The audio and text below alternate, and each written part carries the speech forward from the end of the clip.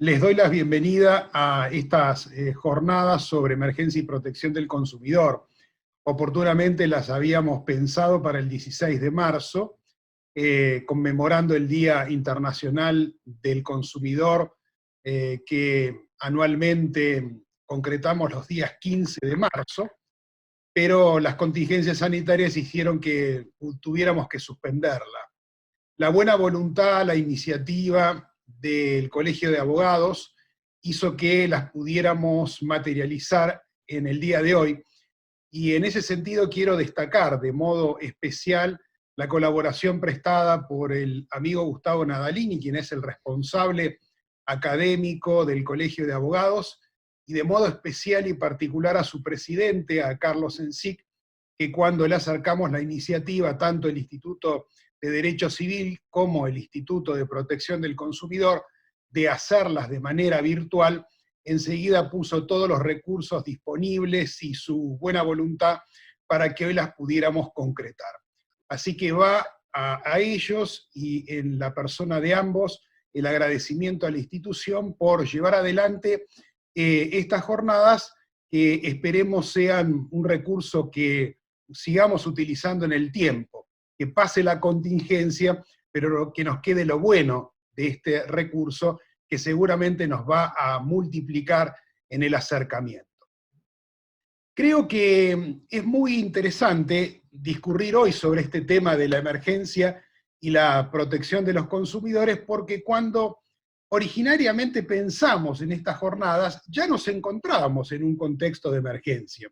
Pero la verdad que desde el diseño de las jornadas a la fecha han sucedido una cantidad de circunstancias no deseadas y que aún hoy nos conmocionan, que han profundizado esa situación de emergencia. Entonces, lo primero que quiero destacar en esta breve exposición es el marco actual de la emergencia. En ese sentido, recuerdo que en el mes de diciembre, el 23 de diciembre del año pasado, el Congreso de la Nación dictó la ley 27.541. Ese fue el día de promulgación de la ley. Ley justamente que declaró la emergencia pública y que lo hizo en materia económica, financiera, fiscal, administrativa, previsional, tarifaria, energética, sanitaria y social. Como verán, la declaración de la emergencia por esa ley fue muy amplia y comprendía también a la emergencia sanitaria. Sobre esto voy a volver con posterioridad. Esa ley ya tenía puntos de conexión muy interesantes con los consumidores. Si ustedes analizan el artículo 2 de la ley de emergencia, verán que allí aparecían algunos aspectos muy significativos en orden a la tutela de los consumidores. Por ejemplo, el artículo 2, inciso B de la ley de emergencia, planteaba la reestructuración tarifaria del sistema energético y aludía que esa reestructuración tarifaria del sistema energético tenía que hacerse en un contexto de equidad distributiva. Y luego, en el inciso F de ese mismo artículo 2, hacía la ley de emergencia referencia a un aspecto tan significativo como es la cuestión de los medicamentos, y señalaba dos cuestiones que quiero marcar. Una, decía que la ley debía procurar el suministro de medicamentos esenciales para los tratamientos ambulatorios a pacientes en condiciones de alta vulnerabilidad social. Fíjense que este es un pasaje muy interesante para ser considerado desde la perspectiva de la protección del consumidor, porque habla del suministro de medicamentos esenciales, bien primario como son los medicamentos, y en especial a los pacientes de alta vulnerabilidad social. Es decir, que aparece una mirada concreta de tutela de lo que llamamos, en el ámbito de la protección de los consumidores, la hipervulnerabilidad. Y en segundo lugar también hacía referencia ese mismo inciso al acceso a medicamentos e insumos esenciales. Este es otro capítulo que en el ámbito del derecho del consumidor se viene trabajando desde hace mucho tiempo, la problemática del acceso a bienes primarios, a bienes esenciales. Bueno, esto estaba específicamente y está reconocido en la ley de emergencia que, como digo, data de diciembre del año pasado. Pero desde esa fecha hasta hoy, todos sabemos que la emergencia se ha ampliado. De hecho, hay una cantidad de decretos dictados por el Poder Ejecutivo en el último mes, que ha ampliado justamente la emergencia sanitaria. El propósito del legislador, hoy del Poder Ejecutivo, a través de decretos que sean algunos de ellos remitidos al Parlamento para su consideración, porque son decretos de necesidad y urgencia, lo que han realizado es una ampliación de la emergencia sanitaria. Y en ese sentido, lo primero que quiero yo destacar es que esta emergencia, la de diciembre, pero mucho más la actual, la emergencia ampliada sanitaria como consecuencia de la pandemia del coronavirus, es una emergencia que tiene un altísimo nivel de legitimidad.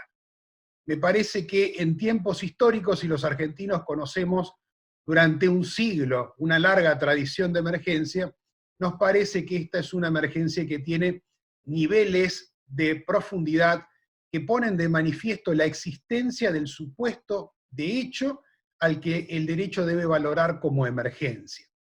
Un constitucionalista muy relevante, como es el profesor Gil Domínguez, ha dicho que esta emergencia tiene justamente un nivel de profundidad que probablemente sea la que más se ha justificado en términos históricos, y yo comparto plenamente lo señalado por él. Si uno pasa revista a la tradición jurídica que antes mencionaba, a lo que ha escrito la doctrina, a lo que ha resuelto la Corte Suprema de Justicia de la Nación, verá que se dan los presupuestos de la emergencia.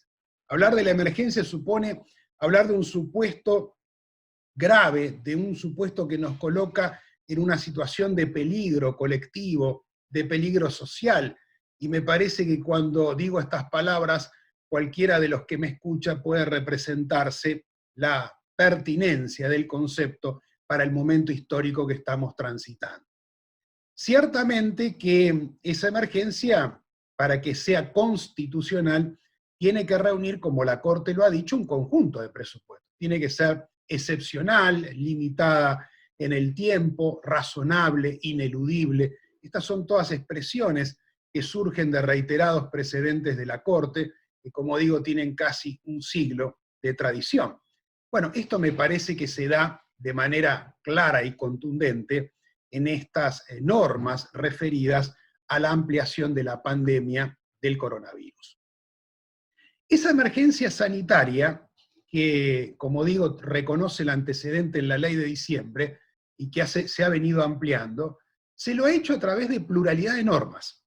Hoy no tenemos tiempo de aludir a todas, pero destaco que ya existe incluso hasta un digesto publicado por el Estado que condensa hasta buena parte del mes de diciembre las normas dictadas en materia de emergencia. Solo para mencionar aquellas que pueden tener un directo interés para estas jornadas y que algunos de los colegas referirán después en profundidad, menciono a las distintas resoluciones del Banco Central, en realidad comunicaciones, que han dispuesto muchas veces prórrogas de vencimientos, pero de manera mucho más contundente el decreto 319 sobre hipotecas, al que se referirá la doctora Frustagli seguidamente, y también el decreto 320 sobre alquileres, para poner de manifiesto algunas de esas resoluciones dictadas que van en sintonía con los decretos de ampliación de la emergencia sanitaria a la que hice referencia con anterioridad.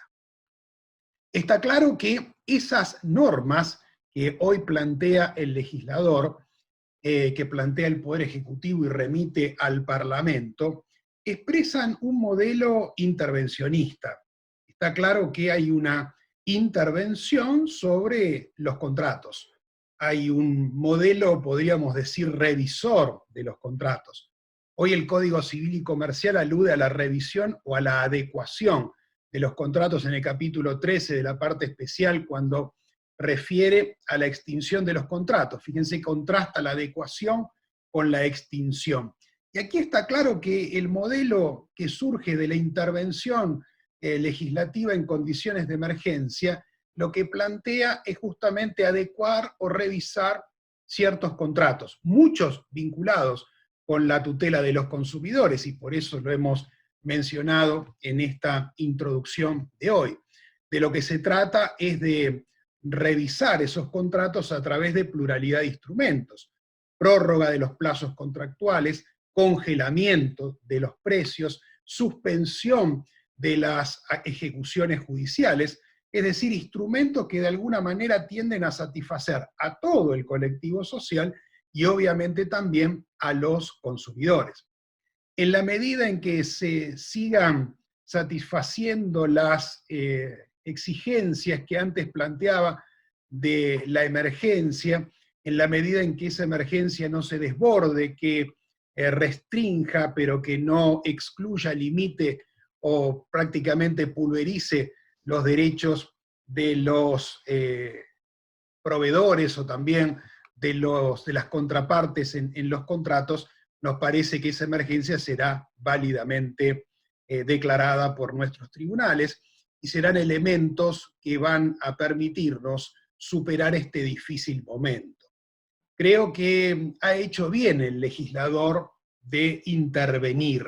Me parece que frente a una situación de esta magnitud, de esta naturaleza, lo peor que puede pasarnos es la inacción. Creo que accionar y tratar de brindar instrumentos para que brinden un marco de tranquilidad a la comunidad y a los consumidores, nos parece que es el camino apropiado. En la medida, como digo, que se lo haga con prudencia, con razonabilidad, atendiendo que aún los contratos de consumo también son contratos y que también deben tener un margen razonable de consideración dentro del mercado. A veces se piensa el derecho del consumidor como un derecho que abroga el mercado. Esto es un error absoluto. El derecho del consumidor obviamente tiene que compatibilizarse en el contexto del mercado y sus orígenes tienen que ver justamente con la modulación del mercado. Postulamos, y me parece perfectamente razonable, que el legislador haya atendido, haya intervenido, haya tutelado, en especial a los más débiles, pero siempre haciéndolo en contextos, como digo, de razonabilidad. Esto es importante para ir cerrando la exposición de hoy. Podría preguntarse, y acá formulo algunas preguntas y algunas contestaciones iniciales, ¿qué sentido tiene reflexionar en términos del derecho del consumidor cuando tenemos una norma de orden público que expresa una emergencia, que interviene y que protege a veces con desconsideración de las personas, es decir, sin mirar en concreto a quién protege, protege a todos, protege a la comunidad porque estamos en un contexto de peligro? Bueno, yo creo que esta mirada no es tan correcta. Nos parece que darle significación a cada una de las relaciones jurídicas dentro de las cuales actúa la emergencia, identificar la existencia de una relación de consumo tiene una enorme significación desde el punto de vista práctico, y lo digo para los colegas que me escuchan, para los que abogamos, para los que también tenemos en el plano de la realidad actual en resguardo de los derechos de los consumidores. ¿Qué sentido tiene invocar la defensa del consumidor en el marco de la emergencia? Bueno, a mi modo de ver hay tres aspectos al menos que son significativos. El primero tiene que ver con sustentar la constitucionalidad de este régimen. A ustedes no se les escapa que es muy probable que, superada la pandemia, parte del problema gire en torno al debate sobre la constitucionalidad de este régimen. Y ciertamente el hecho de debatir el régimen de emergencia en un contexto de relación de consumo no es lo mismo que en otros contextos normativos. La Corte Nacional, con motivo de la última emergencia, la que pensamos siempre que era la más profunda de todas, la del 2001, en la que la vivimos, sabemos que fue conmocionante, pero esta evidentemente la ha superado, por lo menos en la idea de peligro colectivo, de peligro social que hoy vivimos. Bueno, ahí la Corte muchas veces fraccionó los casos y dijo, miren, estas normas de emergencia juegan de modo diferente, porque estamos en presencia de una relación de consumo, y esa relación de consumo exige una mirada, un diálogo, una ponderación de los intereses en juego que son diferentes a aquellas relaciones que no son de consumo. Cuando está de por medio la protección del consumidor, la tutela de la vivienda, cuando aparecen implicados problemas como los que indicábamos al comienzo, de protección de consumidores hipervulnerables, de situaciones de sobreendeudamiento, estos aspectos no son ajenos y neutros a la valoración judicial. Y allí hay cantidades de precedentes. Yo no tengo tiempo a hacer referencia a todos, pero por ejemplo les recomiendo leer uno del 2008, la causa Fekret contra Massey, en donde justamente aplicando o discutiendo la aplicación de las leyes de emergencia en ese momento, la Corte hacía una cantidad de valoraciones acerca de la ponderación de estos elementos a los que hacía referencia recién. O sea que este es un aspecto que muestra el interés de identificar, aún en el marco de la emergencia, la existencia de una relación de consumo. En segundo lugar, también nos parece que es de una enorme valía la interpretación de las normas de emergencia a la luz de las reglas que surgen de la protección de los consumidores. Ustedes tienen muy claro la significación que el Código Civil y Comercial le ha dado al diálogo de fuentes, pero mucho más aún en el campo de las relaciones de consumo. A nosotros nos parece que el diálogo de fuentes aparece también resignificado en un contexto de emergencia, y que obviamente el intérprete debe ponderar esas normas de emergencia a la luz de otras reglas, en este caso protectorias, como resultan de la Constitución, de los tratados internacionales de derechos humanos, del Código Civil, de la propia Ley de Defensa del Consumidor. De manera que también la interpretación es muy significativa. Y por último, termino haciendo referencia a la integración. Muchas veces los problemas judiciales tienen que ver con que las normas de emergencia son insuficientes, no alcanzan para captar la complejidad de la realidad social. Y en ese marco también es muy claro que el derecho del consumidor e incluso el derecho común en clave de derecho del consumidor pueden ser de gran utilidad. Pensemos, y con esto termino, la significación que pueden presentar algunas normas de la Ley de Defensa del Consumidor. Pensemos en el artículo 36, que regula las operaciones de crédito. Pensemos en algunas normas del derecho común que pueden iluminar a la solución de estos problemas vinculados con las operaciones de crédito, como la imprevisión o la frustración del fin del contrato. Y entonces vemos que esta interpretación e integración del plano normativo hace que la identificación, el reconocimiento de una relación de consumo nos pueden permitir, nos pueden de alguna manera posibilitar construir las respuestas más justas. Actúan, y con esto concluyo, como faros en esta tormenta que estamos transitando en el bravío mar, y que confiamos y esperamos que podamos superar el naufragio. Bueno, muchas gracias, y le paso ahora la palabra, que compartimos esta secuencia, a la doctora Frustaglia, amiga, que también se suma a este tramo, este primer tramo de la videoconferencia. Luego vendrá un segundo tramo que integrarán la doctora Arias, la doctora Trivisono y el doctor Gianzone, a quien también les quiero dar mi expresa gratitud. Bueno, muchas gracias. Gracias, Carlos. Es un gusto realmente estar participando de esta actividad que habíamos organizado para unas semanas atrás y ahora ejecutamos en un contexto todavía de emergencia mayor, como bien explicabas, al que en su momento habíamos previsto cuando la diseñamos.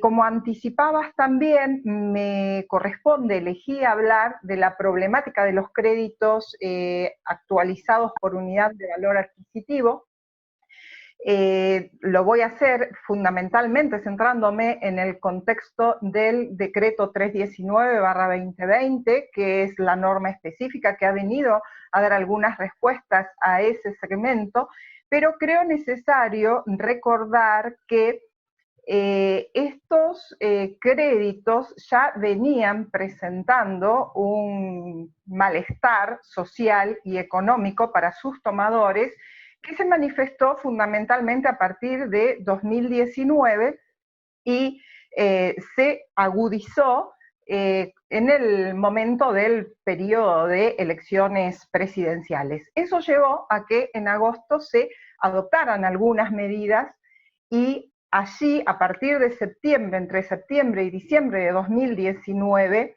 hubo un congelamiento de las cuotas de algunos créditos hipotecarios instrumentados en unidades de valor adquisitivo, que fueron aquellos para los cuales, o mejor dicho, que estaban destinados a la adquisición de vivienda única y cuando el valor de la vivienda adquirida no superaba las 140.000 unidades de valor adquisitivo. Ese congelamiento implicó que el Estado se hacía cargo de la diferencia entre la cuota que debían pagar los tomadores y la que realmente pagaban por efecto del congelamiento. Y le representó al Estado aproximadamente, según señalan los medios, asumir una responsabilidad de 240 millones de pesos. Cuando se llega a diciembre, en el contexto de la primera ley de emergencia que vos bien mencionabas, la 27.541, había que ver y decidir cómo se salía de ese congelamiento anterior. El artículo 60 de esta ley es interesante porque hace una referencia a ese problema, dando de algún modo un mandato al Banco Nación para que analice el sistema, las consecuencias sociales y económicas de esos sistemas de créditos UVA, y también para que vea cómo resolvía la situación, o resuelve, porque esa norma está vigente y el problema vamos a ver que de algún modo subsiste, cómo la resuelve o minimiza su impacto a partir de la teoría del esfuerzo compartido entre deudor y acreedor. Lo dice expresamente la parte final de ese artículo 60. Y también es interesante referir a que en ese mismo contexto ya se habían planteado algunas acciones judiciales. En un trabajo tuyo sobre imprevisión y contratos de consumo mencionás un precedente. También hay otro precedente de un juzgado de primera instancia de Dolores, provincia de Buenos Aires, que es interesante porque adoptando una cautelar innovativa, ese precedente obliga al banco y al tomador del crédito a renegociarlo en un periodo que establece el propio tribunal de 90 días, y mientras se da esa renegociación, fija que el límite de la cuota no podrá tener un impacto más allá del 20% del salario. Lo interesante de ese fallo es que el argumento para decidir en este sentido es la previsibilidad que había tenido o en la cual había confiado el tomador del crédito, que no era ni más ni menos la perspectiva de actualización que podía tener cuando contrajo el crédito en base a los índices inflacionarios que el propio gobierno preveía en las leyes de presupuesto nacional. Entonces, en base a esa previsibilidad, veía un impacto que después en la realidad se vio desnaturalizado cuando los índices inflacionarios que inciden en cuál va a ser el monto a pagar en los créditos UVA, porque se actualizan por ser, como todos saben, se duplicaron o fueron mucho más allá. Entonces, con esa base, de algún modo también se está diciendo esto que vos decías, miren que hay un margen para la imprevisión y para poder decirle a las partes, renegocien esta estrategia. Por supuesto que ese precedente también es muy interesante en el sentido de que deja salvo que el crédito debe cumplirse, que las deudas deben pagarse, respetarse el contexto contractual, pero también en ese escenario de cómo se dio la negociación originaria. Bien, ahora, en razón del escaso tiempo que tenemos, quiero pasar a analizar cuáles son los ejes fundamentales a través de los cuales este decreto 319-2020 viene a intervenir de alguna manera en ese segmento de los créditos UVA. Lo va a hacer bien definido a través de sus considerandos en este actual contexto de emergencia profundizada por la emergencia sanitaria. Dice que lo hace de una manera temporaria, proporcionada y razonable, y cuando uno mira, y como bien anticipabas, las medidas que adopta, se ve un grado de razonabilidad en función del bien que se quiere proteger, que también lo mencionan los considerandos, que no es ni más ni menos que el de la vivienda, sobre todo el de la vivienda única, de ocupación permanente, y el de las herramientas de trabajo. Por eso no solo atrapa a algunos créditos hipotecarios, sino también que algunas de sus soluciones se extienden a los créditos prendarios. En el caso de los créditos hipotecarios, vamos a ver que las medidas están dirigidas a aquellos que se hayan destinado a la adquisición de viviendas únicas ocupadas por el tomador del crédito o, agrega la norma, por sus sucesores singulares o universales. En el caso de los créditos prendarios, no distingue cuál sea el destino, pero por los considerandos está orientado a proteger las herramientas de trabajo, buscando claramente atrapar en la contención a los sectores que se han visto más impactados por las medidas de aislamiento, como suelen ser los trabajadores autónomos o independientes. Yo he hecho un esquema que toma en cuenta los tres grandes ejes. Los dos primeros que tienen que ver con el precio y el otro con los procesos. En relación con el precio, el pago de las cuotas, lo primero que dispone es el congelamiento. O sea, no el no pago, sino el congelamiento. Las cuotas se pagarán, pero se pagarán al valor de la cuota de marzo. Y ese congelamiento rige entre el 29 de marzo, que es cuando entra en vigencia este decreto, y hasta el 30 de septiembre. Ese congelamiento, además, no da lugar a la aplicación de ningún tipo de consecuencias respecto de las previsiones contractuales que pudiera haber. Aquí hay una comparación que uno puede hacer con el régimen de congelamiento anterior. Ya no está este límite de que la vivienda hubiera tenido no más de un monto de 140.000 unidades UVA. ¿Por qué? Porque la diferencia no la asume el Estado. Ahora vamos a ver que la otra medida instrumentada es qué va a pasar con esa deuda que se genere como consecuencia de la diferencia entre la cuota pagada congelada y la cuota contractual que correspondía. Esa diferencia la asume el tomador del crédito, pero con un mecanismo fijado en el propio decreto que minimiza su impacto. ¿Por qué? Porque esas deudas van a ser exigibles recién a partir de la cuota de octubre y esas diferencias se podrán pagar al menos en 3 cuotas, más es posible, pueden las partes pactar un plan de pago, pero no más gravoso que el propio decreto por orden público establece, y esto es no menos de 3 pagos, sin importar si el contrato ya a esa fecha se encontrara vencido o no. Esta es la primer solución. Eso no lleva ni interés moratorio, ni interés compensatorio, ni torna aplicable ninguna consecuencia o penalidad que contractualmente pudiera estar prevista. La misma solución se aplica a los créditos prendarios, y de la mano de eso, otra solución instrumentada en el artículo 7 es qué va a suceder con las deudas por falta de pago, pagos atrasados o pago parciales. Por supuesto que ocurrieran a partir de la entrada en vigencia del decreto. Entiendo que no se está refiriendo a faltas de pagos anteriores. En este caso, lo importante es que el decreto lo que hace es decir, bueno, estas deudas van a llevar un interés, pero un interés compensatorio que limita el propio decreto. No podrá ser mayor ese interés compensatorio a la tasa que el Banco Nación paga para los depósitos a plazo fijo en pesos. No se tornan aplicables ninguna otra penalidad contractual, ni intereses moratorios, ni punitorios.